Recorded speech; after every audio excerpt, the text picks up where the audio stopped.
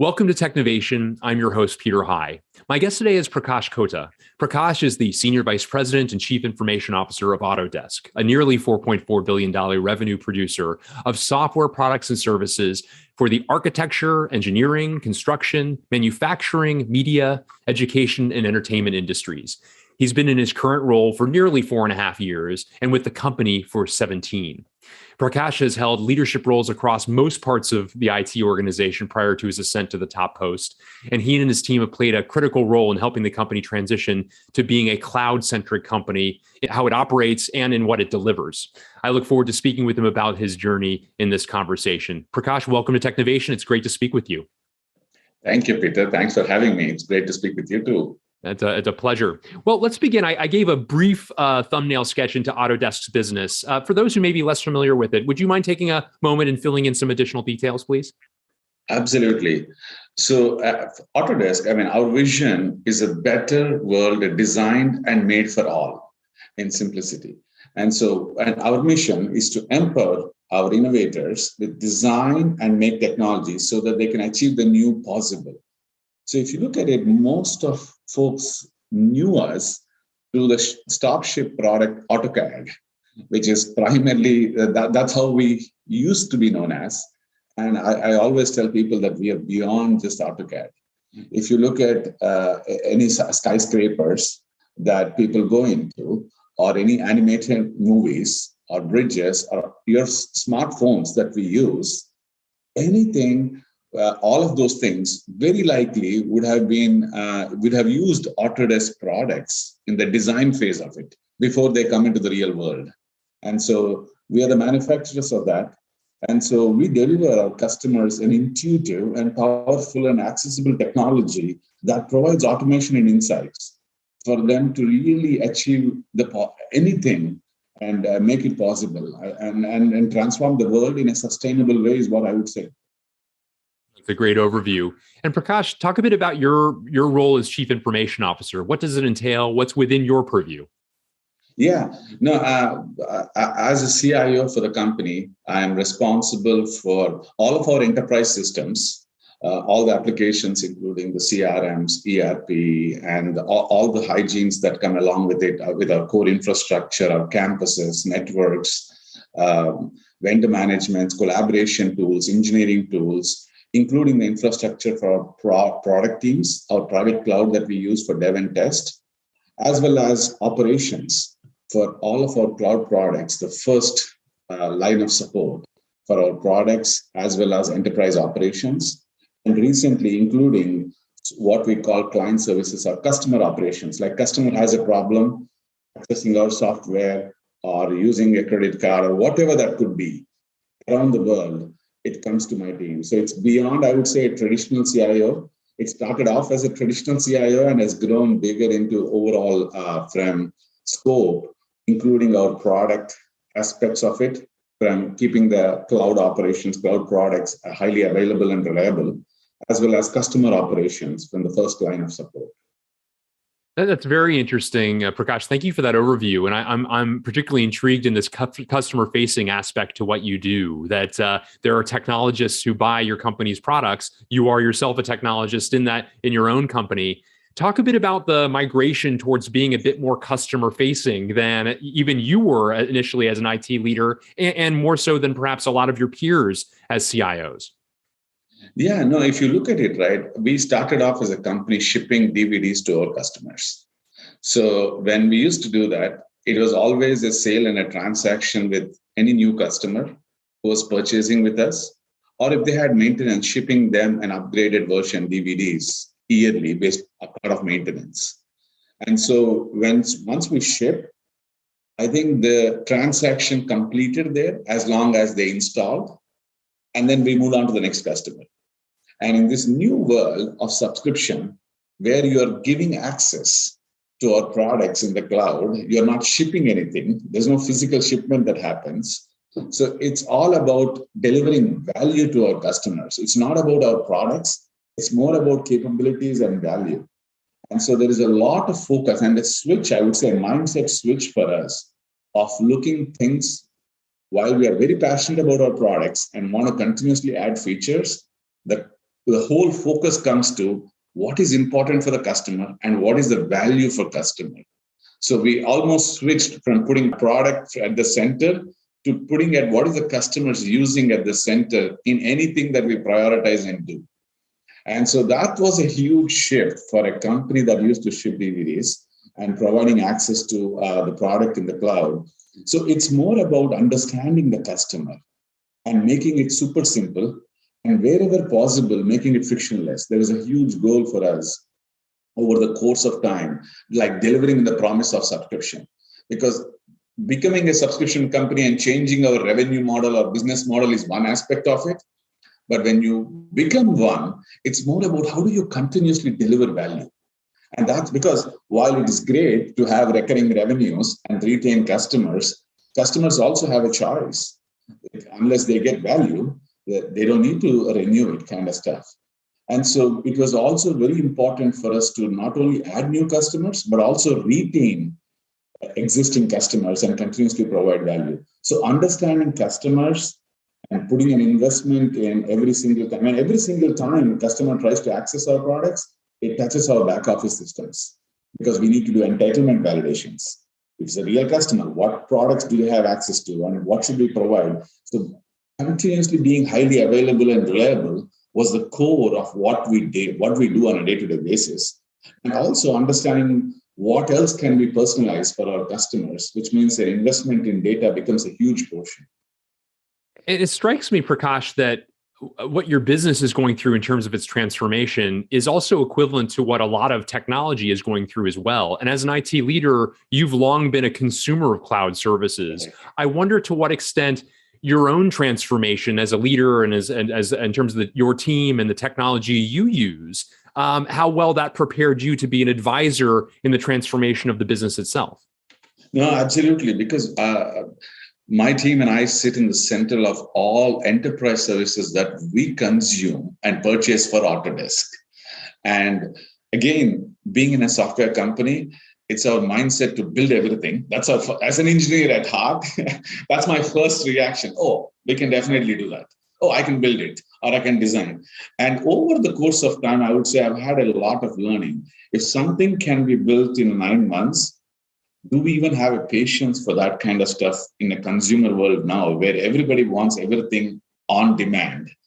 And there are certain things it doesn't make sense for us to build, rather buy and consume.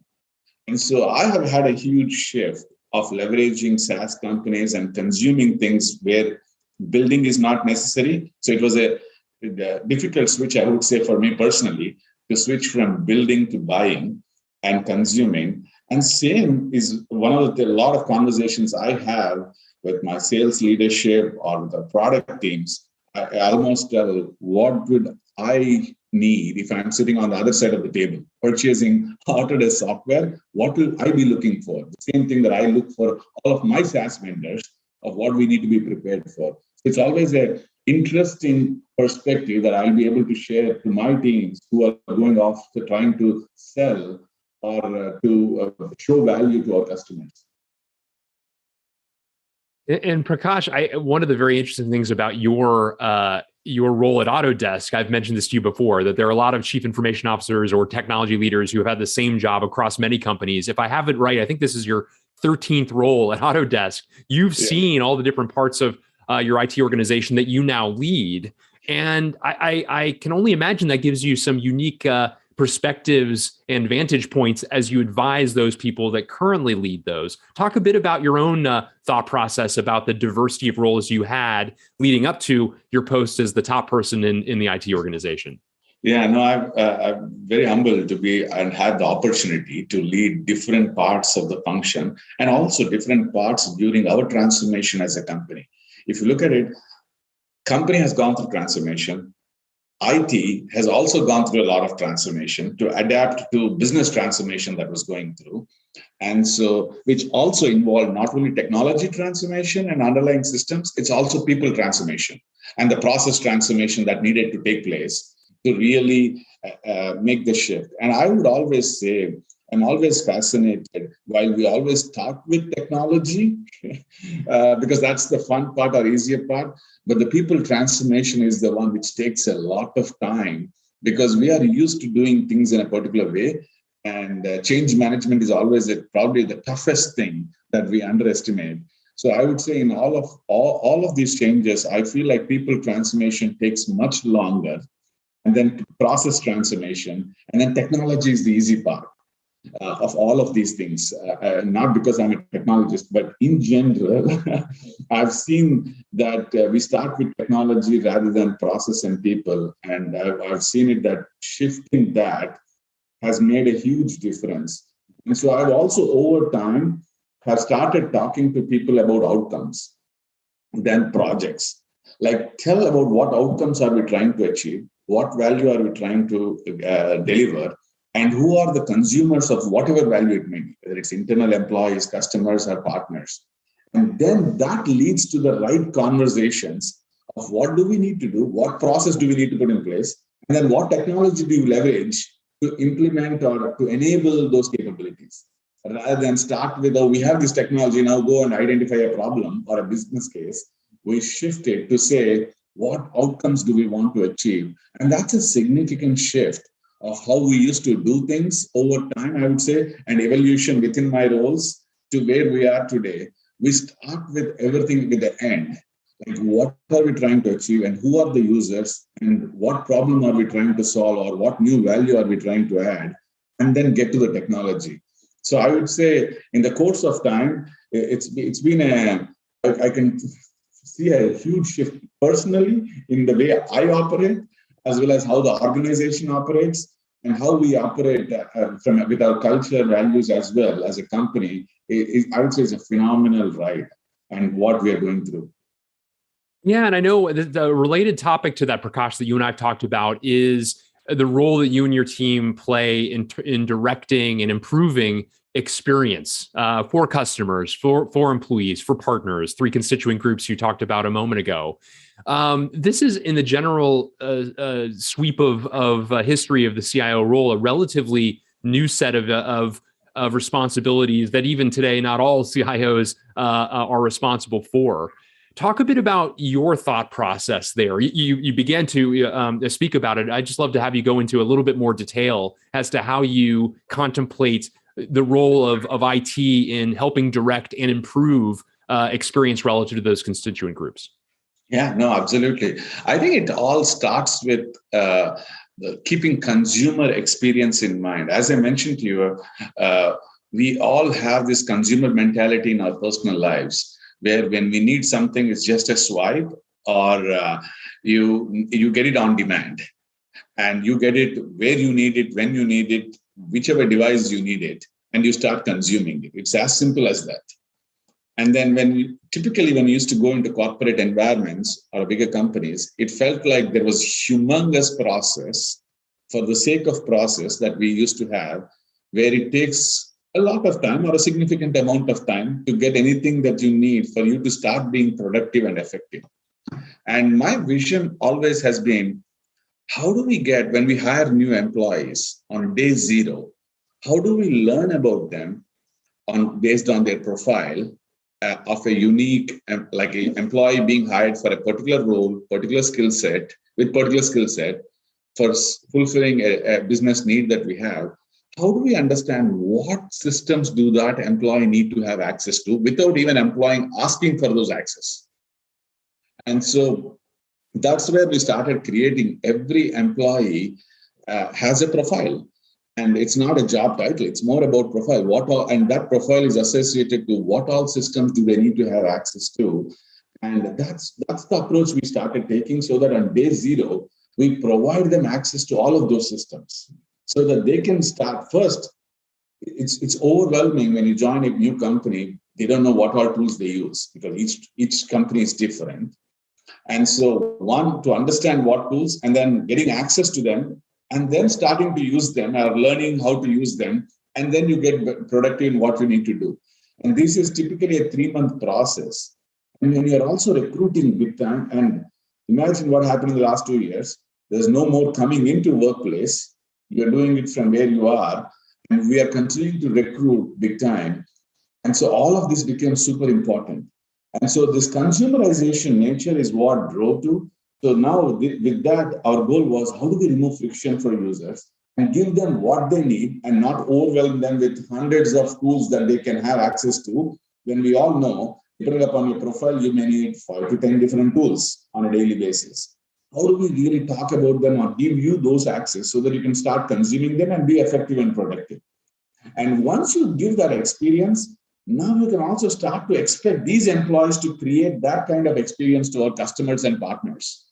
The whole nature was we have this goal of digitize Autodesk. And when we say digitize, it's all about removing friction from the users, whether that's employees, customers, or partners. And also removing friction based on how users use our software. And so it's all about deriving information based on their usage, of course, keeping all privacy in mind. So we're not going and looking at things that we should not be looking at. And also their preferences. We're also asking for preferences from users. What do you prefer? And so based on that, you declare certain information on what you need, and you derive based on what all we do. And then a combination of this, we are able to give personalized experiences. And it's a journey, I would say, Peter, because it all comes with data. Data is the center. And as we have more data, I think you'll start be able to, and based on your usage of different things, we'll be able to give more and more better and better experiences. And we can also create communities. Hey, like-minded people like you have started using this tool and they are spending a lot of time, we are getting value. Do you want to use it? So that you also get to increase adoption of the tools that are there, because we see a lot of increase in new tools that are coming into the ecosystem, but adoption is a challenge. So, and I'm a person who's a very big believer, cost is what you pay, value is what you get. So I'm not like cost driven, let's keep shutting down, save cost. Rather, I'm a big focus on let's increase value. Rather than reducing cost, I'm more about increasing value. If we have something, let's make sure we use the most out of it so that we're getting value. And if we don't get value, then we'll divest and invest in the right tools that we need.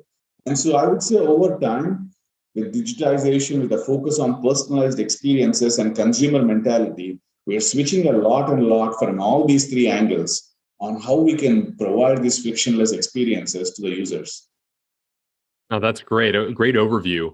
I also know from our past conversations, Prakash, that you added roughly 300 people in 2022 alone, just to your team, and you're in the process now of adding a great number more to fuel this remarkable growth that your company continues to have. You're doing so at a time where so many organizations actually are having trouble finding great people to add to their ranks. I wonder if you could share some of the methods that you have used successfully to find so many great people to add to your team. Yeah, no, I think one, as a company, we have a great story of what we are in a very high trajectory, growth mode, completed business model transformation. A lot of companies always have a vision of getting there. I think we've declared to the street that we have completed our business model transformation in a very high growth trajectory, which is always a plus point to be in when you're in growth trajectory, because people would want to join with the kind of investments we do in all new technology. And we're also making a lot of investment in niche areas, whether you're talking about cloud, data, and the kind of skill sets, AI, kind of skill sets that we are recruiting for, is where I think people are also interested in that kind of challenging roles. And previously, we also have we are a global team. So we have presence across the board. And we used to have hubs, and we continue to have those hubs. But now we have also opened up, not restricting ourselves to those hubs with COVID and with remote work and hybrid work. We said, hey, we will go to where talent is available. If certain roles doesn't need to be in a workplace specifically on a every single day basis, maybe let's go where talent is available and start recruiting them. And then we'll find ways to bring them together on a reasonable basis. Whether it's quarterly for certain teams, monthly for certain teams, to collaborate together when they come into an on-site place. Like now we go into on-site for having off-sites. Previously, we used to go off for an off-site on a regular basis to brainstorm, to build strategy, vision. But now we come to on-site for having off-sites and to collaborate. So I think giving interesting work, and actually Autodesk has a great employee value proposition, and the way we comp our employees and other things, we're comparable. It's more about interesting and challenging work that we give. and the areas where we are investing across the board makes it, I would never say it easy, but definitely in this market. But I would say it's an interesting place to work for, and a great team, great set of leaders, I would say, for people to contribute. So we've been fortunate, and also great talent acquisition team helping us, depending upon the geo where we are, what kind of sourcing mechanisms do we need to leverage to attract talent. Yeah, I great points across the board there, Prakash. And to what extent, you alluded to this, I'd love to just go a little bit more deeply into it. The growth potential that people have in joining a firm like Autodesk. Obviously, you personify that, so you have a lot of credibility in saying this is the kind of place that you will find interesting opportunities to spread your wings and grow. In this day and age, especially as given the pace of change in technology, the necessity to constantly build new skills that represent where technology is going as opposed to where it's been becomes an important thing for leaders to bear in mind as they continue to train their teams, in addition to finding them opportunities. How do you contemplate that as a long-term aspect to what you're pitching to to the talented folks who would join your firm as well? Yeah, no, I think that's a very good question. And I'm a very big believer in learn it all mentality than know it all. And so we invest a lot in training and employee development and subscription for different tools. But we also make it very clear it's an employee's choice on where they want to take their career. We will guide them, we'll give them the required coaching in different tools, but it's an investment that every employee needs to have an aspiration, but then sky is the limit. Depending upon what path you want to take, whether it's a technical path going into architecture route or management route or whatever, or product management, whatever route it could be, we give them multiple options. And we also support people to move around roles within the company. After a certain duration, like you can apply to other positions too within the company, within the same division or different divisions, and have a job rotation. And across the board, across the globe. So I think the company has a very good culture from that front. One, investing in our existing people and giving them opportunities to play on where they want to take their career, and also to have job rotation if they want within the same company. Like how you said, I've rotated roles and grown within the company.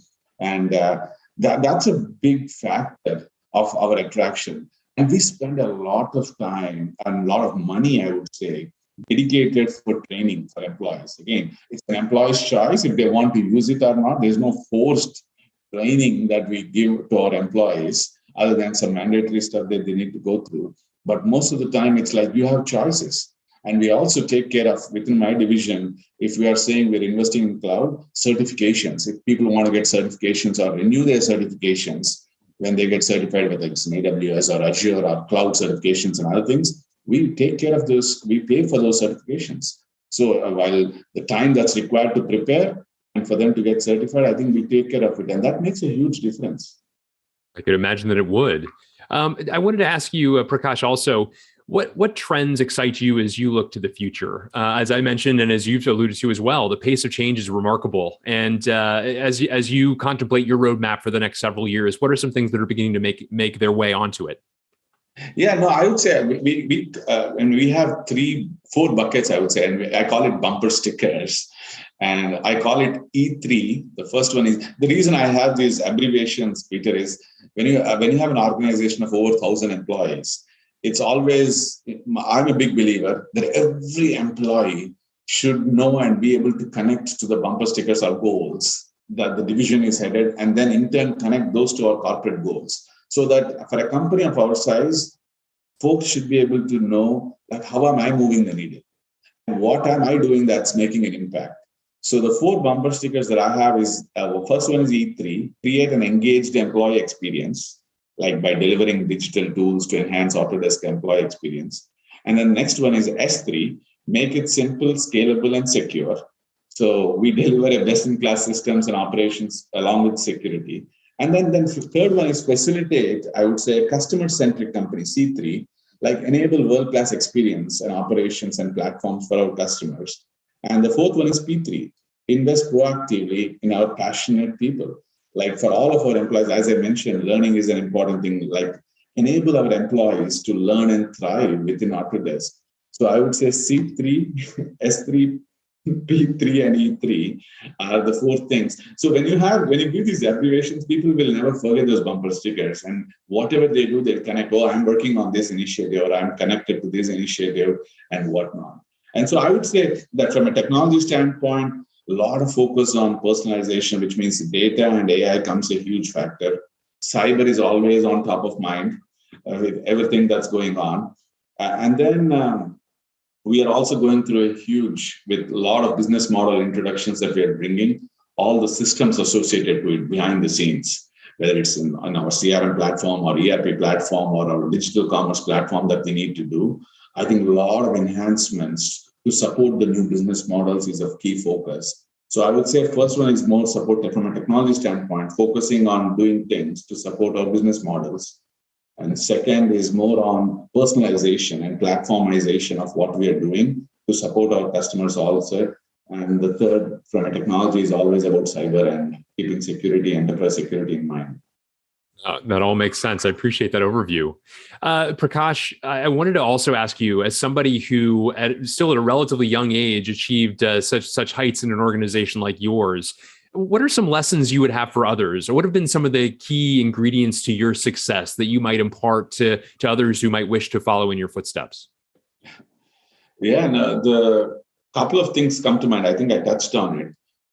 Being an engineer at heart, I always got towards building things myself, or building things or engineering things. And I would always tell people speed is the essence nowadays on what we are able to deliver and the value we're able to deliver. So always think through, unless it's your core IP, it's always build versus buy. And so it doesn't need to be always building things. It can be also buying things and integrating things to get quick value and leverage the ecosystem. And second, I would say people are the core of what all we do and the impact we deliver. So the whole idea we talked about too, making sure you're investing in your people and helping them achieve great heights and really influencing them on and having a strong vision, I think attracts a lot of talent, which is always a thing that we all struggle in. As long as we're able to connect what it means to the company and what it means to them, I feel like you get a lot of energy and synergies from the folks to deliver and create a big impact. Those are two things that I've learned a lot of, from a technology front and as well as people front, which are two critical areas where I'm responsible for. Those are great thoughts, Prakash. Well, Prakash Kota, thank you so much for joining me on Technovation today, for sharing remarkable insights from across your experience at Autodesk, for sharing also insights as to this very interesting transformation that you've helped lead and usher in at the company as well. It's been a great conversation. Thank you, Peter. Thanks for having me.